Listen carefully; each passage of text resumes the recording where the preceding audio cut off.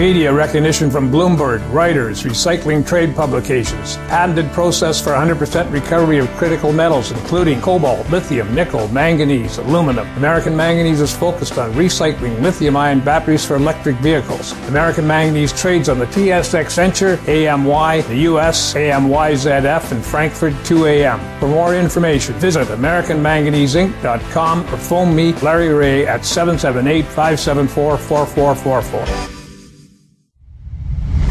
You're listening to HowStreet.com radio, available online at TalkDigitalNetwork.com. Welcome to HowStreet.com radio, the online source for market opinions. Here is Jim Goddard. My guest is Robert Campbell. He writes the realestatetiming.com real estate letter. Welcome back to the show, Robert. Thank you very, very much, Jim. Glad to be back. How are the U.S. real estate markets doing right now? U.S. real estate market is doing just fine. It's prices are still appreciating. The rate of appreciation hasn't slowed down. It's not accelerating like it was a couple months ago, but it's holding its own. However, some of the key leading indicators that I use to forecast what's going to happen to prices are starting to weaken right now a bit, Jim. Nothing to get worried about, but more than I've seen in the last 2 or 3 years. What's behind it? Well, you never really know what's behind it. Everything's behind it. For sure what's happening in the market, mortgage rates have gone up. Mortgage rates have gone up over, almost 0.6%. In the last couple months. That has a big deal with it, and that's slowing down the demand for houses. And so those are two key indicators that I use right there. The demand for houses. I think existing home sales in the United States are down 5% year over year, and that's worrisome. Interest rates is in a negative trend. They're rising right now, and I really believe that interest rates are going to continue to go up, even though housing prices can continue to go up in the face of rising interest rates, at least for a while. But however, I'm starting to see some weakness in more people are getting behind in their credit payments and mortgage payments, Jim, where that's not as strongly down, where it's not a problem. It's starting to become, I watch it, of course, month to month, so I can see these trends coming at me, much more clearly than most people, because I know where to look. But it's the people are starting to become more delinquent on their loans than they have in the last couple of years, which is not a good sign. It means people are getting in trouble financially. Do more delinquent loans lead to higher interest rates? Nope, nothing to do with it. Totally uncorrelated. What leads to an increase in delinquent loans, in the number of delinquent loans, is related to the state of the economy. And Jim, the U.S. economy, we're stuck at 2%, very low growth. We could go into recession if interest rates go up, and if these trade tariffs are enacted the way Trump wants to. I think the USA, will be in recession in less than 12 months. Does he have any idea what higher steel costs are going to do to construction costs in the U.S.? I don't believe he does. I really don't believe he does. I don't know. I'm behind most of Trump's policies, and I'm rooting for him all the way. What I know as an economist with a degree in economics and some training, 30 years worth of being around it, I can tell you that, I'm a free market guy, but tariffs on imported goods are a net negative for the economy, Jim. It doesn't help in any way. So all of a sudden you see rising interest rates with the high levels of debt, and you see all of a sudden the economy is going to get a little weaker. Hell, it's barely hanging on to 2% now. And even that's reported. I mean, I'm not even sure how accurate those figures are. So I think the economy is going to get weaker. I think the economy is going to get weaker from here. I think it's a net negative. What he's doing with tariffs right now is going to be a net negative for the U.S. economy. And if rates keep going up, that's why the stock market has the jitters right now, Jim. It's interest rates. If interest rates go up, stock market's going down. I mean, that's going to happen, with, I don't know what kind of lead time we have, but it's going to happen. And that's the direction of rates. You have to say the trend is up. We'll have more with Robert Campbell right after the break. I'm Greg Johnston, CEO of Carl Data Solutions, an industrial Internet of Things company that provides big data solutions for monitoring critical infrastructure. Carl Data offers machine learning and predictive analytics features through our cloud-based applications to deliver key asset-saving operational insights from massive amounts of data. Carl Data trades on the CSE symbol CRL and the pink symbol CDTAF. For more details on Carl Data, please visit carlsolutions.com. I'm Bill McWilliam, president of Cascadero Copper, CCD on the TSX Venture Exchange. Cesium is one of the world's rarest metals with a growing industrial demand. Drilling is underway on our Tehran property in Argentina to prove up a cesium resource. Cascadero's patent-pending leach process has the potential to make Cascadero the lowest cost supplier of cesium in the world. Visit our website, cascadero.com, or phone us at 604-924-5504. I have to say, I can hardly see my computer screen. I had to go and get my eyes checked out. I had a problem. And so they put those eye drops in, and everything is just a big blur. So your eyes are dilated right now? Oh, yeah. Oh, yeah, right. You can't see shit. No. You hold your fingers up on one hand, you can barely read it. That's uncomfortable. I don't like that. Well, how'd you get? They won't let you drive. Somebody drive you to the I took radio station or something? Yeah, I took a cab. Oh, I see. Right. Yeah, I took a cab there and back. The eye doctor said, "Oh, what do you do for a living?" I really wanted to say sharpshooter. Right. I said, "Oh, I do interviews on the radio." And he says, "Oh, what radio?" And then I gave him my card. He says, "Oh, I'll listen." Right. Anyway, welcome back. We're speaking with Robert Campbell. Robert, is there a difference between what's happening with residential real estate and commercial real estate right now? I don't track commercial that closely. However, something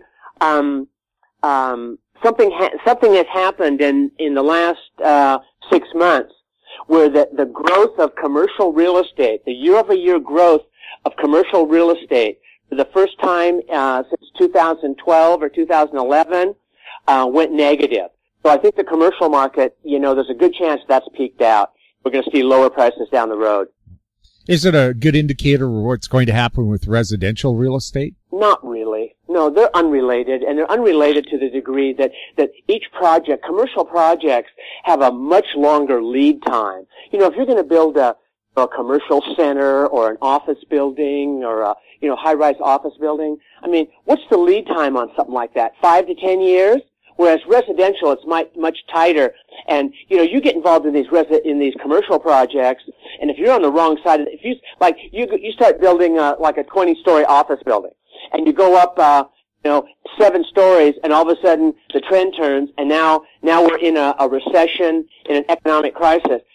You're going to keep building that building no matter what, regardless. And you're going to finish that building, and it's going to be at the worst possible time. So that's why commercial has a lot more inherent risks than residential, because you can't, especially on the development side, because you can't, the time to get from start to finish is so long. Do you think governments understand just how much of the GDP depends on a healthy residential real estate market? DDP. What does that mean? GDP. Oh, GDP. GDP. No, they don't. Government doesn't understand anything, Jim. Government acts for its own self-interest, period. Even if the government was in a car, you and I were in a car with the government, and the government was behind the wheel, and we're going 60 miles an hour right at a brick wall. The government won't slow down.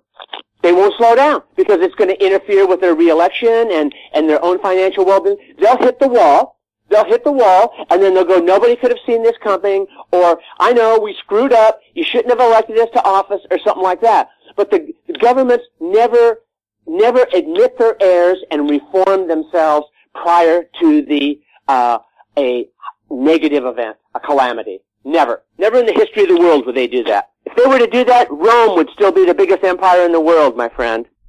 You think big governments believe their own propaganda? Probably. If you can make yourself believe anything.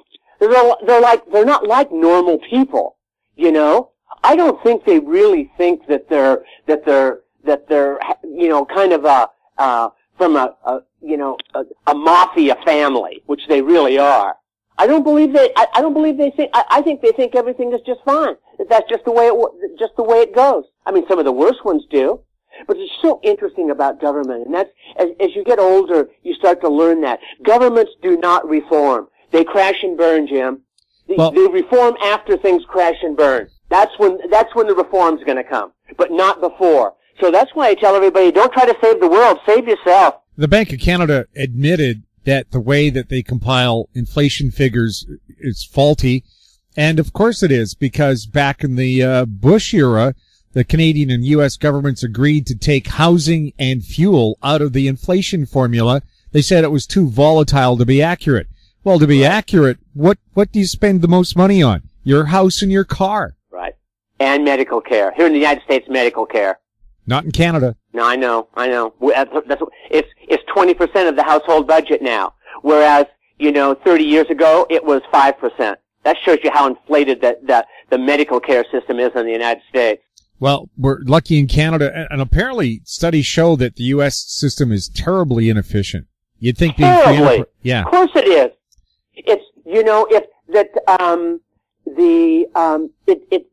That's a corrupt cartel like anything. The medical cartel, the pharmacy business.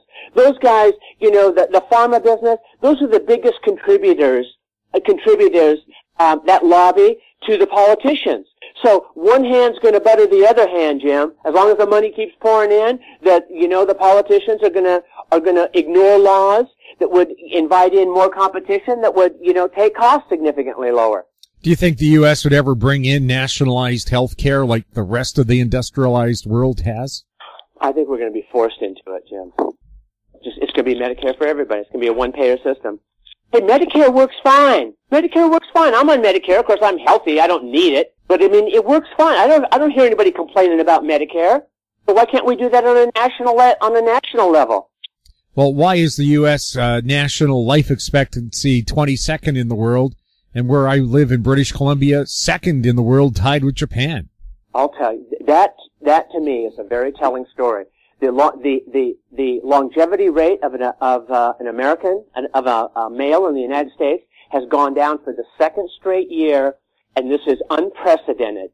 Unprecedented. And the reason, men in their prime of their lives, between 45 and 55 years old, are dying at a abnormally high rate from these three causes: suicide, drugs, and alcoholism. Now, if you're in the prime earning period of your life and you're trying to escape life with drugs, alcohol, or putting a gun in your mouth, what does that say about the true state of the U.S. economy, Jim? Do you think President Trump has taken advantage of that? No, I don't think he's taken advantage of it. No. I mean, I don't think he's taken advantage of it at all. I think this economy is a lot weaker. I know it's a lot weaker than people think it is. I mean, if you just look at if you go back to 2008, and look at the growth rate of jobs in the United States, people between the ages of 16 and 55, which is prime working age, and see, the number of people in that working class aren't even back to where they were, 10 years ago. The number of people 55 years and over, that chart is climbing up at about a 30-degree climb all the way. It's old people working. Now, why are these old people working, Jim? Why are these old people working? Are they working because they can't afford to retire, do you think, or it's because they just love to work? Of course we know the answer. Right. The rhetorical question. Is there any solution for it? No. Crash and burn. That's what's going to happen. It's going to get reset. It's all this debt that we have. They're going to protect the debt. We're going to start seeing high inflation, very high inflation.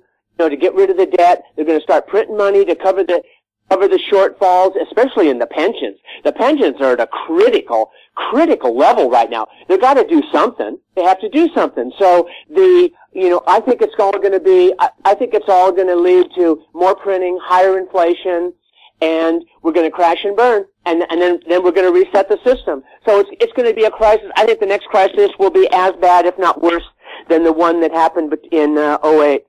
Is that because there was such a soft recovery from the last recession? Well, it was because it wasn't based on economic fundamentals like solid job growth. It was all based on just pumping actually printed dollars into the economy. And so it stoved up the stock market, asset prices, real estate prices, drove down interest rates, so everybody has this wealth effect, that they feel wealthy and they're spending they're spending more than they normally would, but it's all based on debt. Everybody's going into debt. Everybody in the United States is financing their lifestyle with debt, not with savings. Because there are no savings. They can't, because, what's reported as inflation as 2%, that's laughable, Jim. That's laughable. It's at least 4, probably 6, what the true rate of inflation is of the things that we use every day. So, people aren't keeping up. And they're not keeping up, and that's why the American male between 45 and 55, who's in the prime earning cycle of his life, is saying, I've had enough. I'm leaving. Drugs, alcohol, suicide. That's my theory. And I know just the fact that it kind of makes sense, doesn't mean it really makes sense, but that's all we've got to go on. Why else would they be doing that? Yeah, you should be looking forward to a nice retirement and perhaps a few trips to Hawaii a year. Exactly. So in other words, the future is not looking good to these dudes, huh? We'll have more with Robert Campbell right after this. Cypress Development Corp's flagship lithium project is located just east of Albemarle's Silver Peak mine in the heart of Clayton Valley, Nevada. A 12-hole exploration drill program for lithium-enriched claystone on Cypress's 100% controlled properties is now underway. Cypress Development Corp trades on the TSX Venture Exchange, symbol CYP, the Pink's CYDVF, and on Frankfurt's C1Z1. For more information, please visit our website, cypressdevelopmentcorp.com. Don't miss out. Stay informed. Receive the HowStreet.com weekly recap with thought-provoking podcasts, radio, and articles delivered to your inbox. Sign up for the HowStreet.com weekly recap on our homepage at HowStreet.com. Welcome back. We're speaking with Robert Campbell. Bob, what's going on with international real estate? I understand places in London are falling in price. Yeah, they are. I think you guys came up, not you guys, but London came up with some new limitations on places for let. Rental places where you couldn't deduct the mortgage payments or something like that, and that's allowed sales to really drop off at some parts of it. But across the United States, a lot of other places, values seem to still be going up. Oh, I think this thing is going to be a real supernova when the psychology of the market changes from risk taking, from speculation, from greedy speculation to risk aversion, when people go, hey, this stuff isn't worth it like it is. That's all it takes. It doesn't really take a catalyst, an economic event of any kind. All it takes is just a change in investor psychology, where some people go, you know what? I'm taking money off the table. The stock market's too high. Housing prices are too high. And then all of a sudden, other people go, yeah, I'm kind of feeling the same way. And they do the same thing. And that's the way trends develop, because then, caution fuels caution, and fear fuels fear. And now we're on the down cycle. The fundamentals don't have to change. In other words, the fundamentals don't have to change nearly as much as the swings in the market prices of these speculative assets. So that's why psychology at least explains over 50% of all price movement. The BC government is going to put a 20% foreign buyer tax on all the prime real estate areas now in the province. Is this using a sledgehammer to kill a fly? Probably. Well, that tells you that's kind of a good sign. It shows you that they kind of see what's coming. When this thing falls apart, got to slow it down. They've got to slow it down. They've got to slow it down somehow. Right now in the city of San Francisco, the median price home is almost $1.5 million. A couple, to afford that house nowadays, a couple would have to put 20% down, which is $300,000 cash, and have a household income of $303,000 to afford the median price home. I mean, is there any way in the world that's sustainable, that's going to remain at that plateau for long? No. Well, Vancouver real estate pretty well in the same ballpark. Yeah. You guys have stayed up there. For some reason, American, real estate in America is more volatile than real estate in California, than in Canada. Of course, I haven't looked at the Canadian averages, but I know that, Toronto and Vancouver, they've been elevated for a long, long time. Or even you go back to Australia. Look at Australia. Some of the craziest prices are down in the South Pacific. Look at Australia and New Zealand. You think it's crazy up here on North America? Go down there. It's really crazy.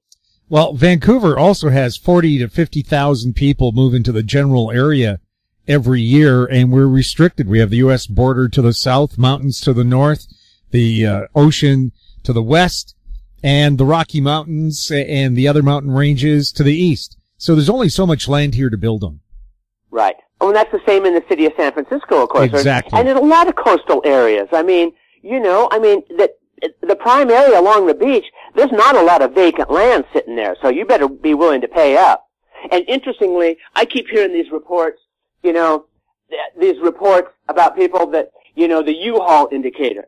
To go from San Jose, from Silicon Valley to Phoenix and rent a U-Haul, it's going to cost you, let's just say, $1,200. The return trip is only $200. So what does that tell you? There's a lot more demand leaving than coming there. Well, that's such a bogus way of looking at things. Everybody's been telling you, no, you can't do business in California. The taxes are so high. The regulations are so high. Trump's going, you guys are out of control. And all those things are true. But housing prices here in California are appreciating faster than any other state in the country. And the reason is, it's pure and simple. People are willing, rich people will pay the tax to live here, Jim. So that's why, and it's the same that I know that the living, you can live really well in Vancouver, that it's a beautiful place. I don't care what they do. People are going to still want to live there, and it's going to retain its value. You're going to have cyclical fluctuations, where housing prices, here in San Diego and Southern California, they could fall 50% because housing is super cyclical in the state of California. And you could do the same in Vancouver. But Vancouver housing prices aren't going to where they are in mainstream Canada. That's for sure. Yeah, because when the last recession hit, Vancouver house prices dropped 12%. But within a year, they were right back to where they were. Exactly. That's not even a correction. That's hardly even a correction, Jim. That's why you guys have been amazing. It's amazing. That's what's so amazing about studying markets. We've been talking about Vancouver for how long now? 5 or 10 years? And it just keeps getting higher and higher and higher. And so that's what you have to do. You have to respect the trend. You don't know. You don't know where this stuff's going to end. Would anybody have guessed 10 years ago that the median price home in San Francisco would be $1.5 million? They would have taken you out in a straitjacket. Is it true that they're now building dormitories for young workers in San Francisco because they can't afford rent? That wouldn't surprise me. I haven't heard that news, but I'll tell you one thing. Down in South Bay, down around Santa Clara, Sunnyvale, San Jose, where the median price home is $1.1 million, I believe it was the city of Sunnyvale had to put new laws on the books because people that are working down there, making $100,000 a year, can barely afford rent, and they're living in their car. And they put little trailers alongside of the road. And it became, these trailers, it was like Trailer City. Everywhere there was trailers, and people were complaining, and they had to make a law where you can't do that. Isn't that amazing, where you can be making a really good income, and you can't even afford the rent? Bob, always fun talking with you. Same here, Jim. Always a pleasure. Enjoy it a lot. My guest has been Robert Campbell, his website, realestatetiming.com. If you have any questions for Robert or any of our other guests, you can email us at info@housestreet.com. I'm Jim Goddard. Thanks for listening. Comments made on HowStreet.com radio are an expression of opinion only and should not be construed in any matter whatsoever as recommendations to buy or sell any financial instrument at any time. Available online at TalkDigitalNetwork.com. HowStreet.com radio is a production of House Street Media Incorporated.